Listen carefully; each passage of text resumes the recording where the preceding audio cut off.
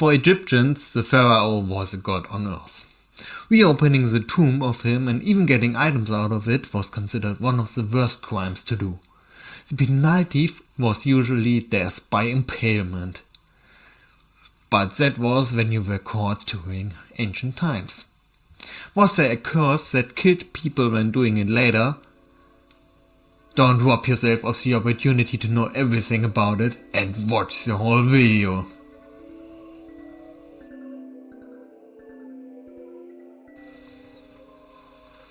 Welcome to the Legend Nerd.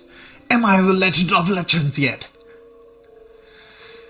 Or for how long do I need to stay in a tomb to become it? Tutanchamun is the most famous pharaoh to be said to have a curse on his tomb. Mostly because his tomb was nearly untouched when discovered and some strange things happened afterwards. But let us dive into the beginning. The story of the discovery of the tomb. The tomb was found at the 4th of November 1922 by Jonathan Carter. Carter was looking for the tomb for 5 years. The first one to find the entrance was actually one of his water carriers, or at least the first step, where he had to sweep some sand to put his watermark. Carter had to inform the man who financed his diggings, George Herbert, the 5th Lord of Carnarvon, and therefore sometimes better known as Carnarvon. Small fact by the way, the castle of Carnarvon, Highclere Castle, is a real-life downtown Abbey castle. So they both, Carnarvon and Carter, continued to dig and opening the tomb on the 23rd of November with some helpers. The origin of the curse. But when exactly did this curse start and who were the victims of it? So we have to start what makes people believe that there's a curse in the first place. You think this curse was invented by the living mummy who haunts the ones disturbing its peace. After all, the Mummy movie with Boris Karloff came after it in 1932. No. I have to disappoint you. That concept was invented in 1828 in a book called The Mummy by James Webb, where Pharaoh Cheops gets revived in the future. But back to the curse of Tutanchamun. So, why do people believe the tomb was cursed? Many Egyptian tombs have curses written on them which say what will happen to the people disturbing their peace. So what was in Tutanchamun's tomb which points to a curse? Many sources, like newspapers from those times, point to a stone at the feet of an Anubis statue. Anubis being the guardian of the Egyptian underworld, saying, "It is I who hinder the sand from choking the secret chamber. I am for the protection of the deceased." But I would not be the most legend nerd if that would have been enough. So the truth behind the stone is that in every Egyptian tomb there are 4 so-called magic bricks. These magic spells which should protect the god Osiris on his way through the underworld. The god Osiris is the deceased pharaoh who has to move through the underworld and solve some trials to renew the sun, which was the source of life. So this was very important to the Egyptians, as their religion says, life would end when this fails. Please tell me if you want to know more about these trials. But back to the magic bricks. One is at each cardinal direction of the chamber with the sarcophagus, and they contain spells described in the Book of the Dead. None of those speak of death or curses. Imagine the Book of the Dead more like a mix between a letter of indulgence and a manual for the underworld. For the person who died and not some kind of curse. So this is for the protection of Osiris from the evils in the underworld, not to curse any grave robbers or similar. And just have a look at where the Anubis shrine and this magical stone have been found on the map.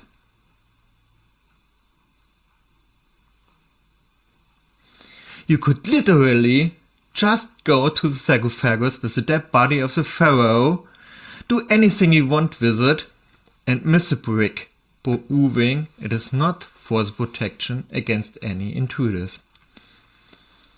Going on, Arthur Weigel, an Egyptologist who is said to have helped Carter finding the right spot to look for the tomb, noted Carnarvon joking around when they opened the tomb and commented, "If he goes down in that spirit, I give him 6 weeks to live." Another famous quote was in the New York Times 4 weeks later. "The most dire punishment follows any rash intruder into a sealed tomb." It was by Mary Corelli, an author who sold more books than the today more famous Arthur Conan Doyle, the author of Sherlock Holmes, or H.G. Wells, the author of Brave New World. She wrote a lot about mystical ideas and was very popular, so the public believed her. But when digging deeper, the truth is she did not even say that about the tomb, as many do assume now, and back then, but she quoted a book called Any Egyptian History of the Pyramids. And everybody who studied the book knew it was an ordinary collection of fairy tales.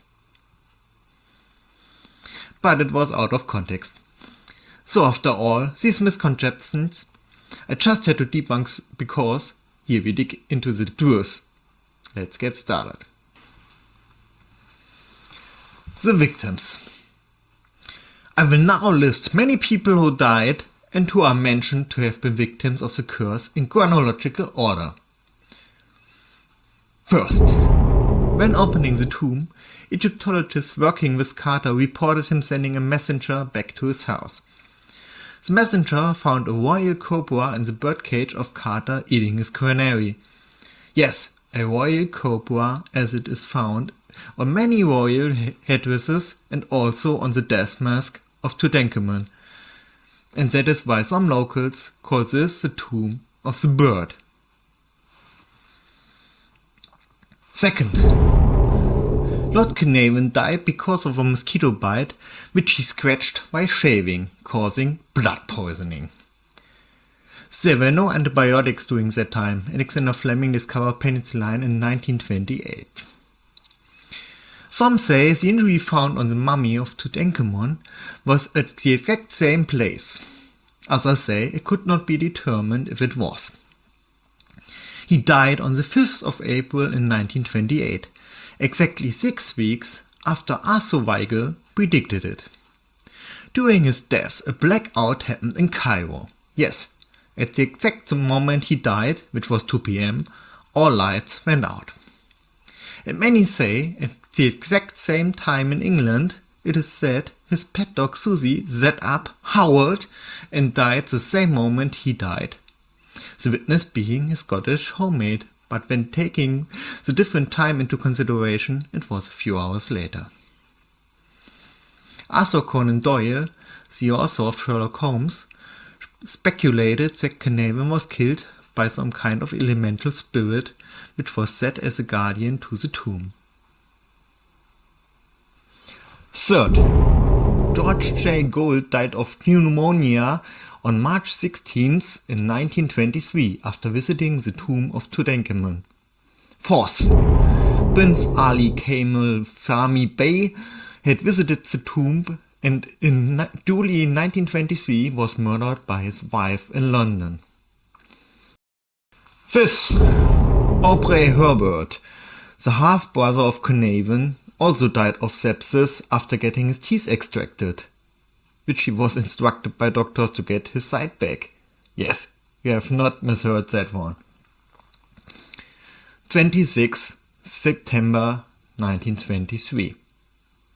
6. On the 5th January in 1924, radiologist Arthur Douglas Reed died of radiation dermatitis, an illness you get because of being exposed to too much radiation after x-raying the mummy of Tutanchamun.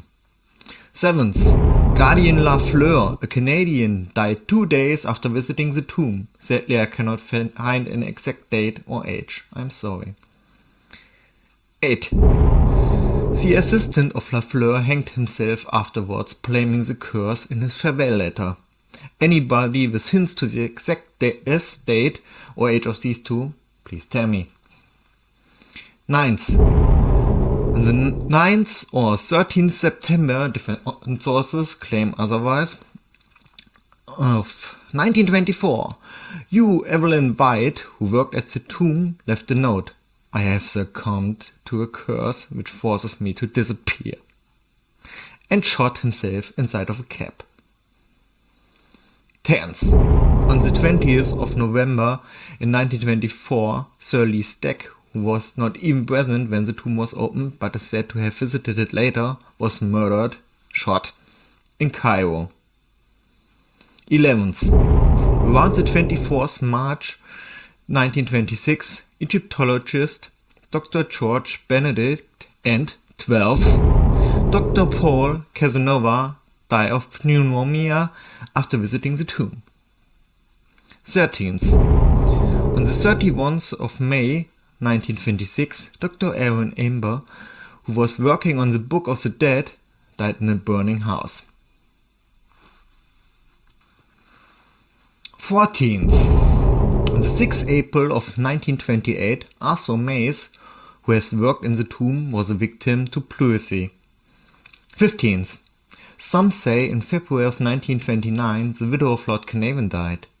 That is not true. The widow of George Herbert, the 5th Lord of Carnarvon, died in 1969, but his mother-in-law, the 4th Countess of Carnarvon, died on the 1st of February 1929. I cannot even find the cause of her death. Maybe it was natural. That woman was 72 years old. 16th. Sir John Greenfell Maxwell, who helped Lord Carnarvon with the negotiations with the Egyptian authorities, died on the 20th February 1929 of pneumonia. 17th. On the 16th of May 1929, Mervyn Herbert, a half-brother of George Herbert, who attended the opening of the tomb, died of malarial pneumonia. 18th. On the 16th November of 1929, Richard Bessel, the secretary of Carter, was found dead in his bed, most likely smothered. Some say it was suicide, but it was never proven. 19th.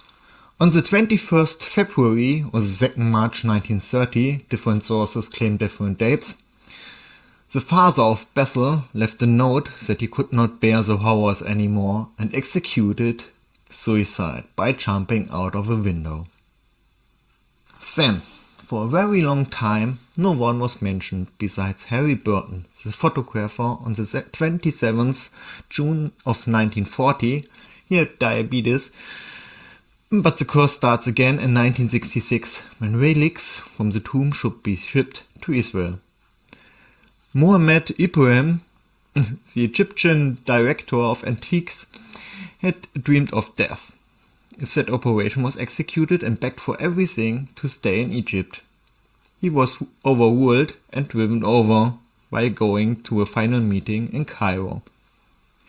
In 1972, Dr. Gamal Meres, a successor to Ibrahim, was about to move Tutanchamun's mask to London, when he fell to the floor and died of circulatory collapse. It goes as far as in 1970, when a guard at the expositions of the findings of the tomb in the USA said he had a stroke because of the mummy's curse. And some even claim up to 2005, when the mummy of Tutanchamun was examined again, there were strange things happening because of the curse. But nobody died there. I find many claims that the curse has taken way over 50 deaths. But no matter how deep I dig, I can only find a bit over 20 names. Got any names or stories I missed? Come and tell me down in the comments. I'll be happy to crawl into your stories. The aftermath and similar curses. On April the 2nd, 1926, the death of Ochen T. McClurg, who was exploring Mayan tombs, is compared to the death of Carnarvon, and it is speculated if Mayans and Egyptians were able to spell the same curses on their tombs. Sir Puss Ingram was given a mummified hand as a gift, which had an inscription: "Cursed be who moves my body. To him shall come fire, water, and pestilence." His house burned down, and when he rebuilt it, it was destroyed by a flood. He is said to have given the hand away because he was getting afraid of getting pestilence. Carter himself died on the 2nd of March in 1939 at age 65. And Carter was a chain smoker, which would encourage getting lung diseases. His heart could not produce enough power for him to live while he had Hodgkin's disease. In 2002, the British medical journal, BMJ for short, examined the lifespans of the people who had entered the tomb. Their conclusion was that the people who entered the tomb lived an average of 20 years after entering the tomb, with an average of being 70 years old when they died. Does not sound really like it shortens their lives to me. Carter himself said he curses anyone who says there's a curse. The daughter of Carnarvon, Lady Evelyn Herbert, was there when some people unofficially sneaked into the tomb in November 1922. She being the smallest one, she was the first to get into the second chamber, the burial chamber. So if there was any curse which should have guarded the tomb, it should have hit her. But she died in 1980, when being 78 years old. 58 people attended the official opening of the tomb in February 1923. Only 8 died in the following 8 years. The German Egyptologist Georg Steindorf found out most of the victims of the curse died when they were at least 70 years old. I cannot confirm this information though, and do not understand why I can find multiple sources of this. Many people were way younger. According to my researches, only 3 of the 19 people I mentioned were older than 70, and without knowing their age, I claim the canary of Carter and the dog of Carnarvon have not been over 70 either. In my opinion, the American Egyptologist Herbert E. Winlock has done some better work.